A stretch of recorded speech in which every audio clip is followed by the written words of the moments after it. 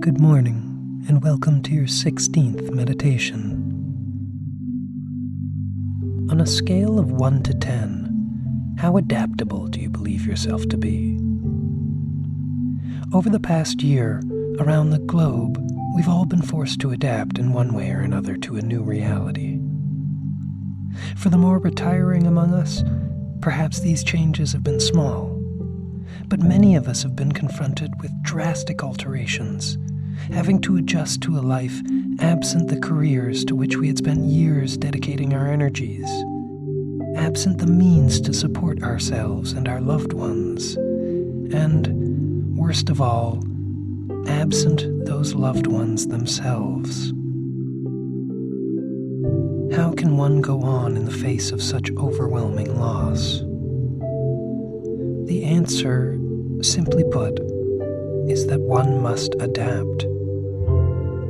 Having invested so much in your old reality, having cherished it and the people who populated it, it can seem impossible to accept its replacement by a new one. But however painful the loss you've experienced may be, you must welcome your new reality and embrace it.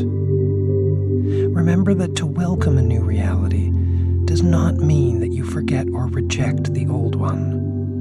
The loss of what you once had will comprise an important element of your new life, and it's just as crucial to your continued health that you welcome your memories of your past into whatever new configuration of life you make for yourself, as it is that you welcome that which is novel. Notice that the ideas of welcoming, embracing, and making your new reality are all active formulations which put you in the driver's seat. As much as none of us would choose to lose our jobs or our loved ones, what we do when confronted with that misfortune is up to us. And the more we think about misfortunes as happening to us, the more we disempower ourselves and rob ourselves of the agency required to heal. Beginning with our birth, the world loves to throw things at us that we didn't choose and over which we have no control.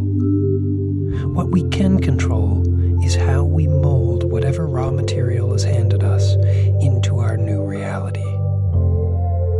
This process of molding is adaptability itself, and it is absolutely essential in a world that, as we've all seen, can be highly unpredictable. You may ask, if the world is so changeable, and if adaptability is so important, why set down roots at all? Why dedicate oneself to a career that may suddenly become irrelevant? Why love someone who will inevitably die? But to ask this question is to miss the point. True adaptability is to throw oneself completely into whatever situation presents itself and to make whatever one can of it. It is not to consider what will happen when this moment is gone, but to be fully inside each moment as it arises, embracing it, listening to it, loving it, and working with it. So, whatever your current circumstances may be, ask yourself, how can I embrace this moment? What can I make of it? Ask this of yourself as often as you can, and you will be well on your way to mastering the art of adaptability. Keep it up. You're doing great. Have a wonderful day. This podcast was brought to you by Odium.